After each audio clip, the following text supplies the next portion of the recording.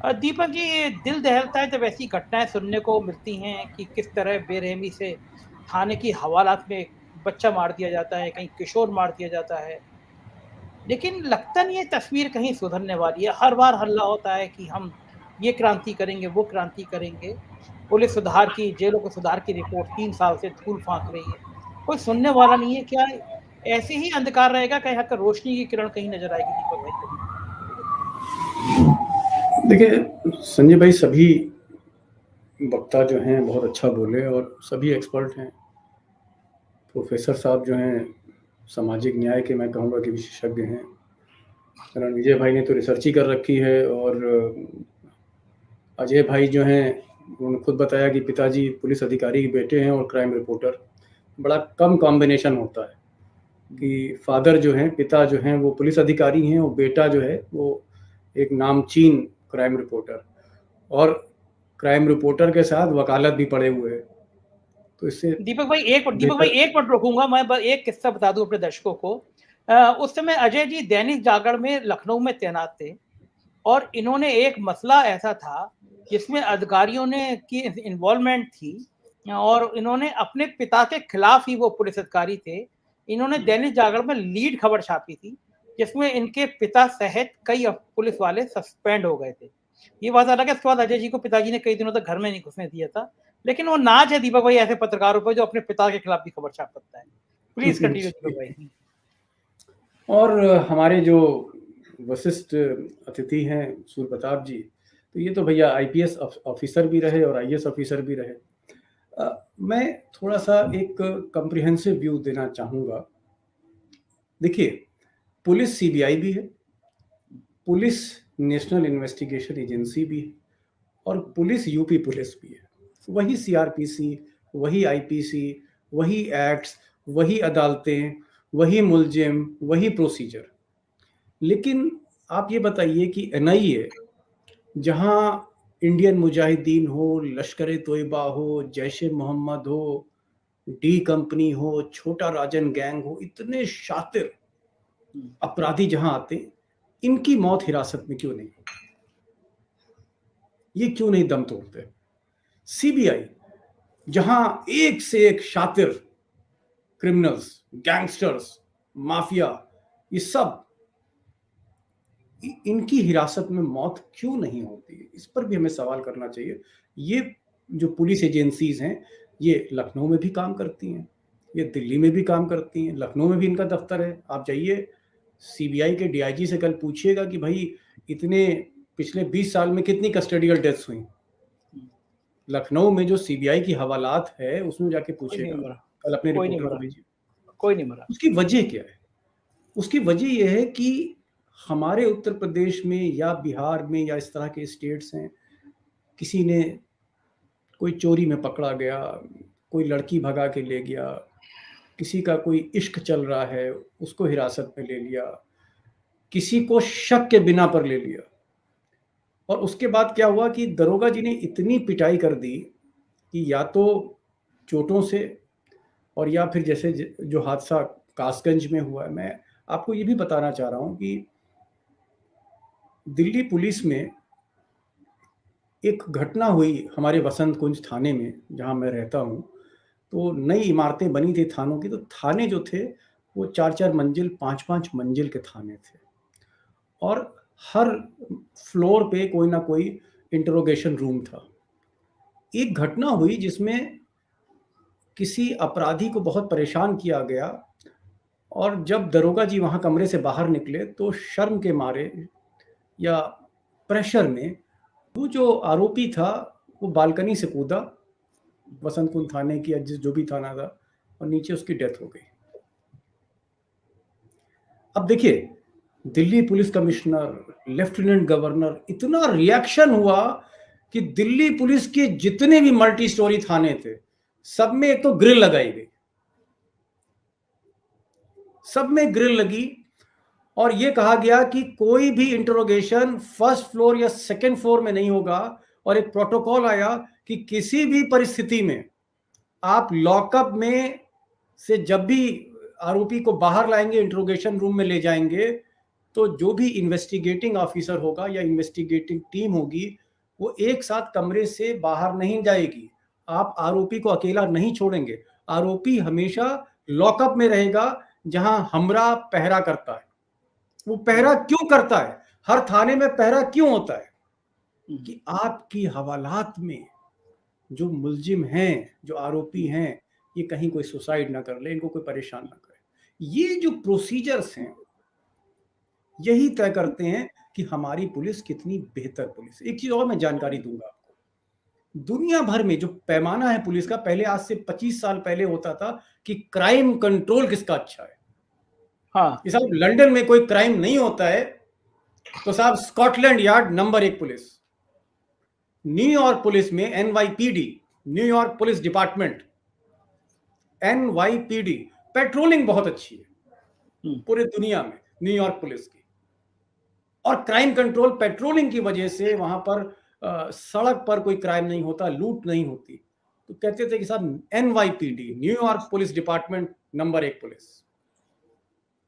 Royal Canadian mountain police, RCMP, ये Canada की police है, इनका भी बड़ा अच्छा इन्वेस्टिगेशन है, क्राइम कंट्रोल अच्छा है, बड़ा नाम है साहब इनका पूरी दुनिया में। मेरा कहने का मतलब है कि आज से 25 साल पहले, 30 साल पहले जो पैमाना था वो ये था कि आप क्राइम कंट्रोल कैसे करते हैं, आप अपराध पर अंकुश कैसे कसते हैं, लगाम कैसे कसते हैं, मर्डर कितने कम है, रेप कितने कम है, लूट कितनी कम है, डकैती कितनी कम, ये था पैमाना। आज बदल गया है। आज क्राइम कंट्रोल पहला पैरामीटर नहीं है।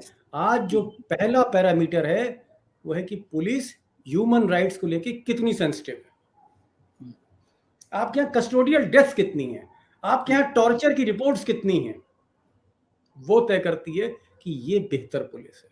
और जहां ह्यूमन राइट्स के मामले, मानव अधिकारों का उल्लंघन ज्यादा है, पुलिस गाली देती है, पुलिस लाठी मारती है, पुलिस थप्पड़ मारती है, हवाई जहाज बना देती है, अगर इस तरह की चीजें होती हैं तो बैड पुलिसिंग है। अब मैं आता हूं योगी राज पे। देखिए होता क्या है कि जब भी कोई घटना होगी पुलिस कस्टडी, तो ये समझ लीजिए कलंक है कि अगर लॉ इन्फोर्सिंग एजेंसी कानून का पालन कराने वाले पे ही 302 लग जाए, उसकी हथेलियों पे ही खून की छींटें हों, तो समझ लीजिए इससे बदतर स्थिति कोई नहीं हो सकती। तो जब भी कोई कस्टोडियल डेथ होती है, पुलिस हिरासत में कोई बेगुनाह मारा जाता है, तो हमने पिछली सरकारें देखी है, कल्याण सिंह की सरकार देखी है, मुलायम सिंह की भी देखी है, उन सरकारों में कप्तान तक बदले गए, DIG तक बदले गए, DIG का ट्रांसफर कर दिया, कप्तान का ट्रांसफर कर दिया। आज क्या हो रहा है, इतने जघन्य कस्टोडियल डेथ्स के मामले हुए जो अंतरराष्ट्रीय समाचार पत्रों में छपे, उत्तर प्रदेश की बड़ी किरकिरी हुई, पुलिस की बड़ी किरकिरी हुई, लेकिन योगी जी ने कप्तान नहीं हटाया, योगी जी ने DIG नहीं हटाया। योगी जी ने या तो दरोगा हटा दिया या बहुत ज्यादा प्रेशर हुआ तो इंस्पेक्टर साहब से कहा गया कि भैया आप आके सरेंडर कर लीजिए, जो कर लीजिए। जब तक आप कप्तान पर एक्शन नहीं लोगे, जब तक आप DIG पर एक्शन नहीं लोगे, तब तक आपका ह्यूमन राइट्स, आपकी पुलिस कभी भी मानवीय नहीं हो सकती। उसका कारण है, कारण यह है कि जो सुपरवाइजिंग अथॉरिटी है, जो क्राइम को सुपरवाइज करता है कप्तान, अगर आपने उसी को मैसेज नहीं दिया, आप एक बार मैसेज दे दीजिए, 2 कप्तान आप हटा दीजिए। आज कासगंज की घटना है, आप कप्तान को हटाइए, DIG को हटाइए, देखिए अगले 4 महीने तक, जब तक योगी जी सत्ता में हैं, अगर वो नहीं जीतते, एक कस्टोडियल डेथ हो जाए। क्योंकि ये कप्तान का काम है कि वो सेंसिटाइज करे अपने दीपक भाई एक मिनट सॉरी, बीच में 1 मिनट मैं रोक रहा हूँ। गोरखपुर में जब घटना हुई, इंस्पेक्टर ने एक व्यापारी की, मनीष की होटल में जाके हत्या कर दी, तो आप SP को हटाने की बात कर रहे हैं। आपने वो वीडियो देखा होगा, SP उस पीड़ित की पत्नी को कह रहे थे कि मुकदमा लिखाने से कुछ नहीं होगा, कंप्रोमाइज कर लो। तो ये आप चूंकि पुलिस को आपने बहुत करीब से देखा है दीपक जी, आपने बड़ी रिपोर्टिंग की है, मैं इस मानसिक स्थिति को समझना चाहता हूँ कि IPS उस इंस्पेक्टर को गिरफ्तार करने, मुकदमा लिखाने की जगह पीड़ित की पत्नी को, जिसकी हत्या हुई है, उसको कह रहा है कंप्रोमाइज कर लो। तो ये IPS है, सूर्य प्रताप सिंह जी माफ करेंगे मुझे, वो जो IAS और IPS बनते थे देश की सेवा करने के लिए, समाज में लाने के लिए, इनकी मानसिक स्थिति इतनी विक्षिप्त क्यों हो गई है? क्या केवल इसलिए कि वो इस सांसद के, बीजेपी के सांसद सतपाल सिंह के दामाद हैं, या कोई और वजह होती होगी जो इतना ज्यादा बेकाबू हो गया है सिस्टम? देखिए, मुझे ऐसा लगता है गोरखपुर का जो मामला था, आप सही कह रहे हैं कि वीडियो वायरल हुआ था और मनीष गुप्ता की जो पत्नी थी, जो विडो थी, उन्होंने ही वो शूट किया था वो वीडियो। और उस वीडियो में जो डिस्ट्रिक्ट मैजिस्ट्रेट थे और जो एसएसपी थे, वो उस विधवा से कह रहे थे, जिसका सुहाग उजड़ा था कुछ घंटे पहले, कि भाई आप मैनेज कर लीजिए, आप मैनेज कर लीजिए, हम ये कर देते हैं, हम वो कर देते हैं। इससे बुरी स्थिति, पुलिस का इकबाल इससे ज़्यादा मतलब गिरा हुआ नहीं हो सकता कि जहाँ पर सजा देनी है आप वहाँ पर मैनेज कर रहे हो, कंप्रोमाइज़ कर रहे हो। और इसकी वजह हमें समझनी पड़ेगी। वजह यह है कि जब इंस्पेक्टर, चाहे वो सतनाम सिंह हो, चाहे पीके सिंह हो, चाहे आरके सिंह हो, जो भी जिसके पीछे सिंह लगा हुआ है और गोरखपुर में वो है, वो सिंह जो है गोरखपुर के जंगल में तैनात है, अगर आप, तो फिर कप्तान की हिम्मत नहीं होती है कि भाई ये सत्ता से जुड़ा हुआ आदमी है, ये जो दरोगा है या इंस्पेक्टर है या सीओ है, अगर इसने कोई गलती कर दी तो भाई हम इसको कैसे पनिश कर सकते हैं, हम कैसे इसको लाइन हाजिर कर सकते हैं। कहीं लखनऊ का दरबार नाराज हो गया तो फिर क्या होगा। तो इसलिए ऊपर से प्रेशर था कि भाई ठीक है, इंस्पेक्टर साहब ने पीट कर एक व्यापारी को मार दिया है, अब इंस्पेक्टर साहब के केस को मैनेज करिए। तो जिस इंस्पेक्टर को मुकदमा दर्ज करके, जिसके खिलाफ मुकदमा दर्ज होना चाहिए था, उसको तत्काल कस्टडी में लेना चाहिए था, 24 घंटे के अंदर जिस इंस्पेक्टर को जेल भेजना चाहिए था, ये कप्तान का काम था सीआरपीसी आईपीसी के मुताबिक। वो कप्तान क्या कर रहा है, वो कप्तान उसी इंस्पेक्टर की पैरवी कर रहा है। और किससे कर रहा है? उस विधवा से कर रहा है, जिसका कुछ घंटे पहले, थोड़ी देर पहले उसका सुहाग उजड़ गया, जिसका घर उजड़ गया, उससे कह रहा है कि भाई आप किसी तरह से। और ये सारी चीजें हमने नहीं, पूरी दुनिया ने देखी, क्योंकि उसी विधवा ने, मैं हमेशा उस औरत से इतना प्रभावित हुआ, उस महिला से, कि इतने दुख के क्षण में, इतने क्राइसिस में उस महिला ने, वो जो कानपुर की महिला थी, शायद मनीषा नाम था उसका, उसने इतना कूल रखा, इतना बैलेंस ऑफ माइंड था कि नहीं, मुझे ये कारगुजारी भी दिखानी है, एक्सपोज करनी, कि दुनिया देखे कि जब किसी का सुहाग उजड़ता है तो पुलिस का कृत्य क्या होता है। तो मैं कहूँगा, मैं फिर अपने सवाल पर आ रहा हूँ। देखिए, सबसे बड़ी चीज़ है कि जब मुखिया, जो पॉलिटिकल एग्जीक्यूटिव है, जो पॉलिटिकल हेड है, अगर वो कहेगा मार दो, ठोक दो, गाड़ी पलट दो, अगर वो ये कहेगा तो फिर नीचे क्या होगा, जो मैसेज जा रहा है। मुझे नहीं लगता है कि दुनिया में जहां भी जनतंत्र है, जहां भी अच्छी डेमोक्रेसीज हैं, अच्छी डेमोक्रेसी की बात कर रहा हूँ मैं, डिक्टेटरशिप की बात नहीं कर रहा हूँ। आपको बहुत सी लैटिन अमेरिका में ऐसी कंट्रीज दिख जाएंगी जहां डिक्टेटरशिप है, लेकिन यूरोप की अगर आप कंट्रीज की बात करें जहां एक हेल्दी डेमोक्रेसी है, जैसे न्यूजीलैंड है, फ्रांस है, ऑस्ट्रिया है, जर्मनी है, अगर आप यहाँ जाए, इंग्लैंड, तो वहां पर शायद ही किसी चुने हुए नेता ने अपनी पुलिस से ये कहा होगा पब्लिकली कि एनकाउंटर में मार दो। अब जब इस तरह की खबरें छपती हैं न्यूयॉर्क टाइम्स में और वॉशिंगटन पोस्ट में, तो मुख्यमंत्री के जो सिपासालार हैं, उनके जो सोशल मीडिया एडवाइजर्स हैं, वो कहते हैं देखिए साहब, आपकी शोहरत तो मोदी जी से ज्यादा न्यूयॉर्क टाइम्स ने आप पे स्टोरी करी है, आप तो पहले पेज पे छप रहे हैं। किन कामों को लेकर छप रहे हैं आप?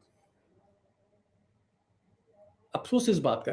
तो मेरा कहने का मतलब है संजय भाई, कि जब हमारे में अच्छे और बुरे का इल्म नहीं है, सही बात है, तो हम यही नहीं जानते कि अच्छा क्या है, बुरा क्या है, तो मैं क्या बोलूं ऐसे लोगों को।